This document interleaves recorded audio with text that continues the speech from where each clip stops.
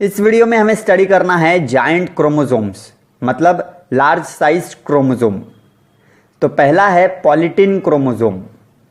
इनके बारे में सबसे पहले पता लगाया था इटालियन साइटोलॉजिस्ट E.G. बाल्बियानी ने, जब वो स्टडी कर रहे थे मिज सिरोनोमस के कुछ सेक्रेटरी सेल्स के न्यूक्लियस। क्योंकि ये क्रोमोसोम बहुत ज्यादा कॉमन है in the salivary gland cells of the insects, तो इन्हें सलाइवरी ग्लैंड क्रोमोसोम भी कहा जाता है। Polytene chromosome also occur in other organs of the insects and antipodal cells of the embryo sac.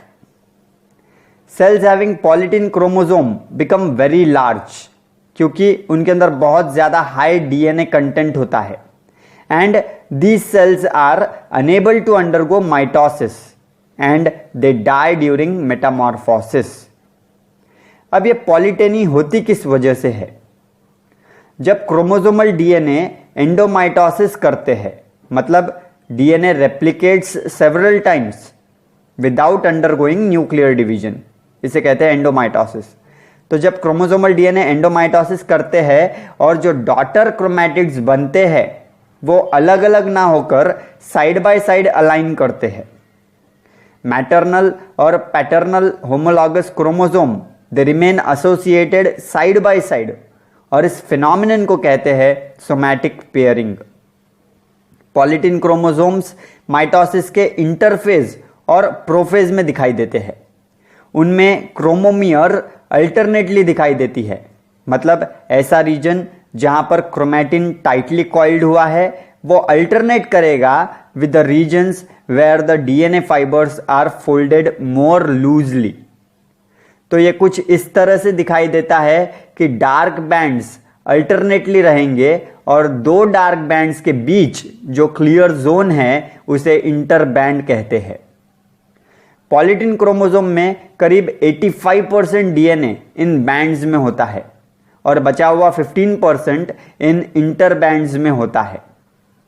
कहीं कहीं पर इस पॉलीटिन क्रोमोसोम में आपको ये बैंड्स स्वेल हुए हुए नजर आएंगे और इन स्वेलिंग्स को कहते हैं क्रोमोसोमल पफ और बाल्बियानी रिंग्स। जब इन बैंड्स के डीएनए अनफोल्ड होकर एक ओपन लूप बनाते हैं तो उसे पफ या फिर बाल्बियानी रिंग कहते हैं। And this occur due to intense gene transcription, यानी बहुत सारे एमआरएनए की कॉपीज बनेगी और वो टेम्पररीली इस पफ में स्टोर रहेगी। और याद रखिए कि ये जो पफ्स है ये परमानेंट नहीं होते हैं। अब दूसरा जायंट क्रोमोसोम जो हमें देखना है वो है लैम्ब ब्रश क्रोमोसोम। इन्हें सबसे पहले देखा गया था सैलामेंडर के एग सेल में, और उन्हें ऐसा नाम इसलिए दिया गया क्योंकि जब आप इन्हें देखोगे तो ये एक ऐसे ब्रश की तरह दिखाई देंगे जो कि ग्लास चिमनी या फिर केरोसिन लैंप को साफ करने के लिए इस्तेमाल किए जाते हो। सो लैंप क्लीन करने वाले ब्रश की तरह दिखाई देता है, इसीलिए इसको लैम्ब ब्रश क्रोमोसोम नाम दिया गया।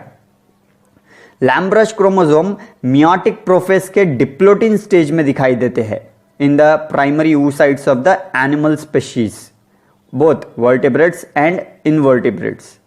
जब हम सेल डिवीजन ये चैप्टर पढ़ेंगे तब आपको क्लियर हो जाएगा कि क्या है मियोसिस, क्या है प्रोफेस, डिप्लोटिन स्टेज क्या है। अभी आप सिर्फ इतना ही याद रखिए कि लैम्ब ब्रश क्रोमोसोम मियोसिस के प्रोफेस 1 के डिप्लोटिन स्टेज में दिखाई देते हैं।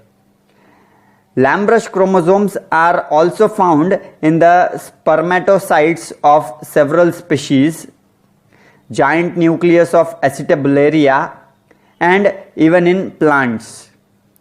Generally, they are smaller and hairy in invertebrates than in the vertebrates.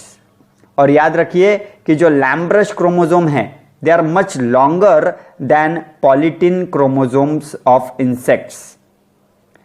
Lamb brush chromosomes they are present in the form of bivalents, जहां पर मैटरनल और paternal chromosome एक दूसरे से चिपके हुए होते हैं बाय द कायस्मेटा। हर बाइवेलेंट में 4 क्रोमैटिड्स होते हैं, 2 each in the each homologue, and the axis of each homologue consist of a row of granules of chromomeres जहां से लैटरल लूप एक्सटेंड होते हैं और ये लूप्स हर बार सिमेट्रिकल ही होते हैं। हर लूप का एक एक्सिस होता है जो कि सिंगल डीएनए मॉलिक्यूल से बना होता है and that is unfolded from chromosome for the intense RNA synthesis. यही जो लैटरल लूप्स है वो इस क्रोमोसोम को लैम ब्रश के जैसा लुक देते हैं। So this is about giant chromosomes.